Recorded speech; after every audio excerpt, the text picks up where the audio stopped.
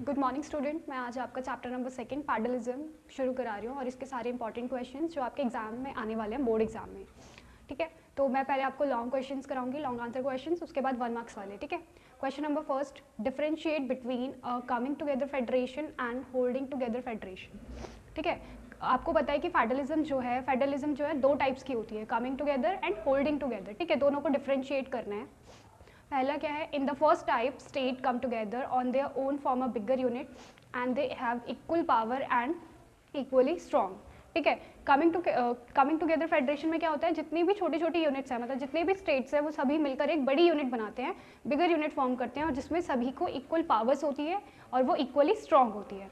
They are coming together so that by pulling sovereignty and retaining identity, they can increase their security.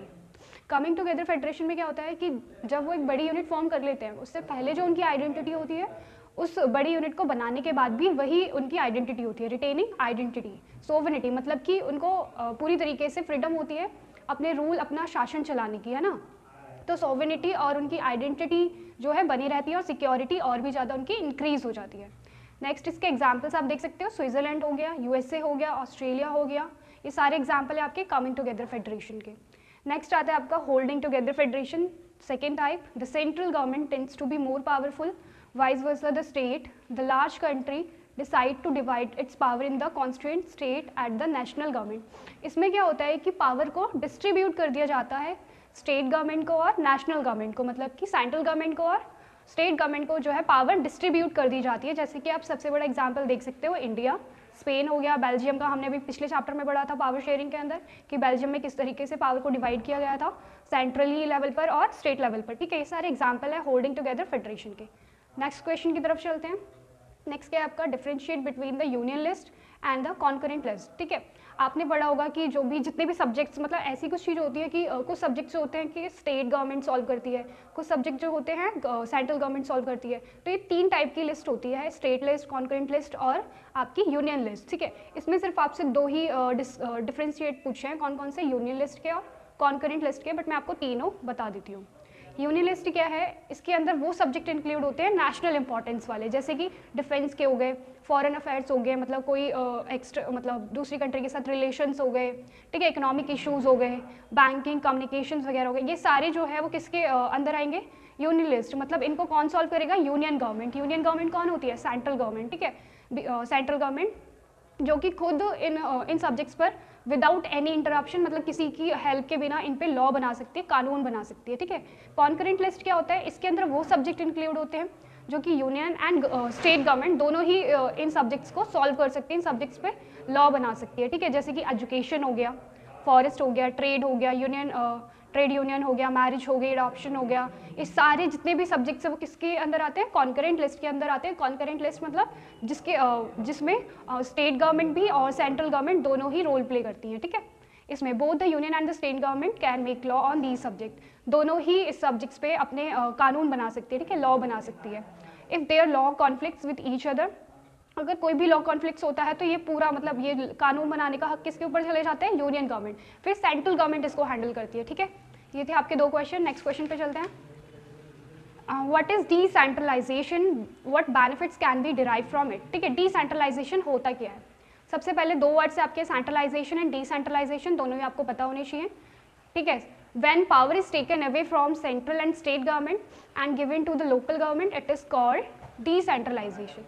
जब power लेकर किससे, central government से भी और state government से, किसको डिस्ट्रीब्यूट कर दी जाए, किसको दे दी जाए, लोकल गवर्नमेंट को। ठीक है, मतलब लोकल लेवल पर वो जो पावर है उसको डिस्ट्रीब्यूट कर दिया जाए, उसको क्या बोलेंगे, डिसेंट्रलाइजेशन। ठीक है, और सेंट्रलाइजेशन क्या होता है, जब सारी पावर सेंट्रल गवर्नमेंट के हाथ में होती है, दैट इज कॉल्ड सेंट्रलाइजेशन। ठीक है, दोनों चीज़ आपको समझ आ गई है। नेक्स्ट है इसके points, it is constitutionary mandatory to hold regularly election to government bodies.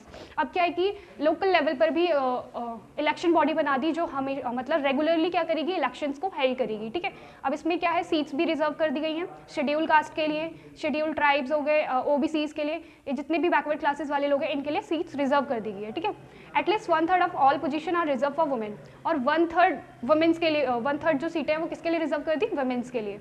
ठीक है, the state election commission, full form क्या है, the state election commission SEC has been created in each state to conduct panchayat and municipal election जो कि हर state में बनाई गई है, जिसका काम होता है इलेक्शन को कंडक्ट कराना एक पंचायत लेवल पर, ठीक है, म्युनिसिपल इलेक्शंस को करवाना, ठीक है, जो कि हर स्टेट में बना दी गई है। नेक्स्ट क्वेश्चन है आपका, एक्सप्लेन एनी 5 की features of federalism which have been incorporated in the Indian constitution. ऐसे क्या 5 फीचर्स है फेडरलिज्म के जो इंडियन कॉन्स्टिट्यूशन के अंदर शामिल किए जाते हैं, ठीक है। फेडरलिज्म सबसे पहले आप क्या करोगे, इसको ये आता है ज़्यादा नंबर में आपका, ठीक है, तो इसको फेडरलिज्म को क्या करोगे, एक्सप्लेन करोगे। सबसे पहले federalism is a system of government in which power divided between central government and the state government. Federalism एक ऐसा सिस्टम है जिसके अंदर पावर को डिवाइड किया जाता है सेंट्रल गवर्नमेंट के बीच और स्टेट गवर्नमेंट के बीच, ठीक है, इसको फेडरलिज्म बोलते हैं। फिर आप इसके एग्जाम्पल भी दे सकते हो कंट्रीज के, ठीक है, इंडिया हो गया, बेल्जियम हो गया, सारे एग्जाम्पल आप दे दोगे। फिर नेक्स्ट क्या है, administration of subjects which are of national importance and require uniformity in administrative are given to the hands of central government। ऐसे सारे सब्जेक्ट जो नेशनल लेवल पर आते हैं, नेशनल इंपॉर्टेंस होती है जिनकी, वो सारे किसके हाथ में होते हैं, सेंट्रल गवर्नमेंट के हाथ में होते हैं। उनको कौन हैंडल करता है, सेंट्रल गवर्नमेंट, मतलब यूनियन गवर्नमेंट, ठीक है, मैंने अभी आपको बताई थी यूनियन लिस्ट, वो यही है, ठीक है, central government. Next, while subjects of local importance और day to day administration are given of the state, ठीक है, ऐसे सब्जेक्ट जो डे टू डे हैंडल किए जाते हैं या फिर लोकल लेवल पर आते हैं, उनको कौन सॉल्व करता है, स्टेट गवर्नमेंट। वो किसके हाथ में आते हैं, स्टेट गवर्नमेंट, जिसको हम स्टेट लिस्ट भी बोलते हैं, ठीक है, मैंने आपको पहले बताया था स्टेट लिस्ट, ठीक है। नेक्स्ट है, both these level of government enjoy their power independent of each other, such system exist in India, USA etcetera, ठीक है, ये दोनों ही अपने जो भी सिस्टम है उसको इंडिपेंडेंटली इंजॉय करती है विदाउट एनी इंटरप्शन, ठीक है। आपको एग्जाम्पल भी दिए हैं इंडिया, यूएसए, ठीक है। नेक्स्ट आता है आपका यहाँ पे, the fundamental provision of the constitution can not be unilaterally change by one level of government.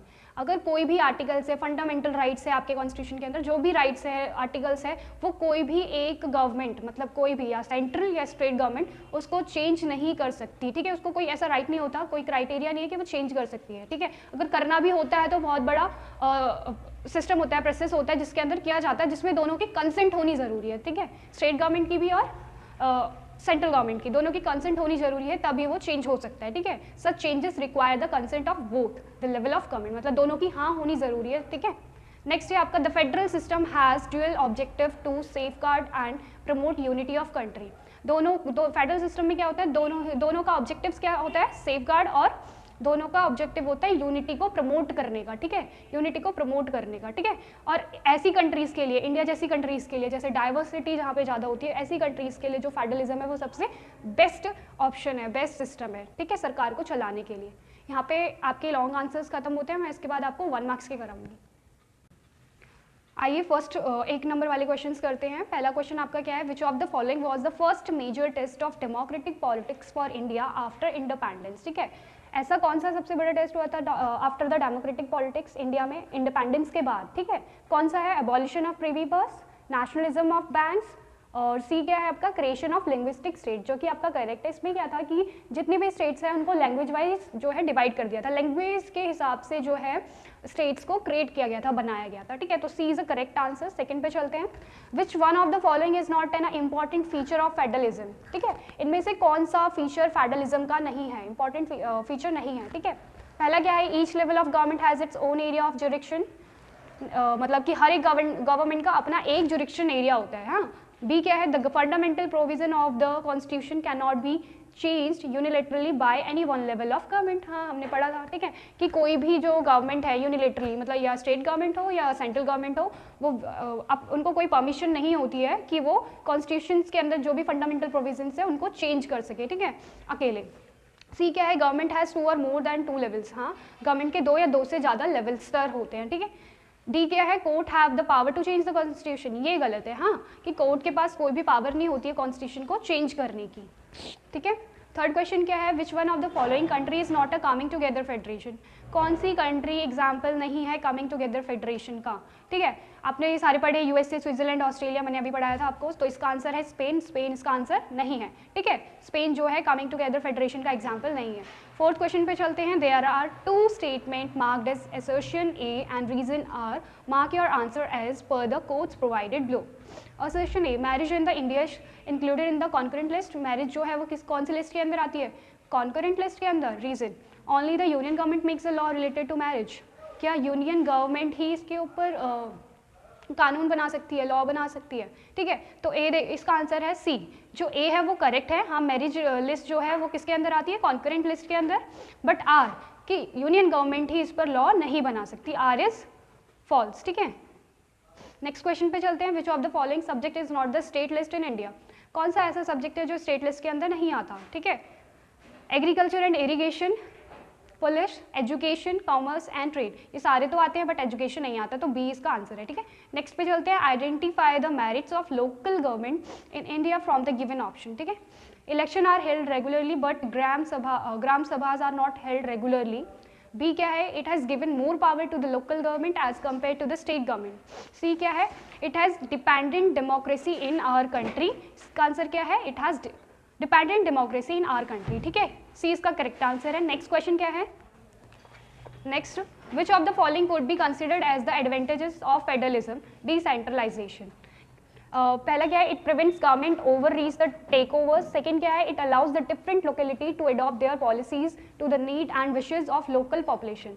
ये क्या करती है कि जो लोकलिटी मतलब कि ऐसे लोकल एरियाज होते हैं उनकी विशेज को, उनकी ज़रूरतों को पूरा करने में हेल्प करती है लोकल गवर्नमेंट, है ना।